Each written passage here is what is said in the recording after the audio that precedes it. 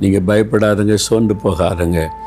1974 ஆண்டவர் என்னை முழுநேர ஊழியத்துக்கு அழைத்த போது, ஆண்டவரே என்னுடைய பலத்தை நம்பி நான் வரல. நான் பலமுள்ளவன் அல்ல, ரொம்ப பலவீனம் உள்ளவன், சோர்ந்து போகிறவன், பயப்படுகிறவன். அதனால் என்னை நம்பிலாம் நான் ஊழியத்துக்கு வர முடியாது.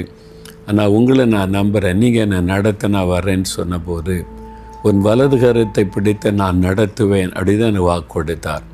பயப்படாமல் என்னை நம்பி வா அப்படின்னு சொன்னபோது, நான் அவரை விசுவாசித்து அவருடைய கரத்தில் என் கரத்தை ஒப்பு கொடுத்தேன். இன்றைக்கு வரைக்கும் 52 வருடங்கள் ஊழிய பாதையில் கடந்து விட்டது.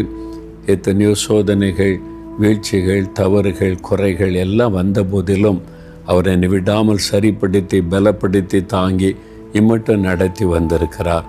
அதனால் குறைவுகள் இருக்கலாம், சில பலவீனம் இருக்கலாம், சில தோல்விகள், சில வீழ்ச்சிகள் இருக்கலாம். உடனே ஆண்டவர் கைவிட்டுட்டு போயிட மாட்டார்.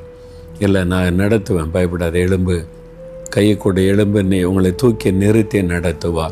சொந்து போயிட்டீங்களா, விழுந்து போயிட்டீங்களா, ஜெபிக்க முடியலையா, விசுவாசிக்க முடியலையா, தளர்ந்து போயிட்டீங்களா, ஆண்டவருக்கு எல்லாமே தெரியும். வா மகனே, வா மகளே, நான் இருக்கிறேன், நான் நடத்துகிறேன், உங்களை கரம் பிடித்து தாங்கி நடத்துகிறவர். பிறகு எதுக்கு நீங்கள் பயப்படணும்? வாழ்நாள் முழுவதும் அவர் நடத்துவார்.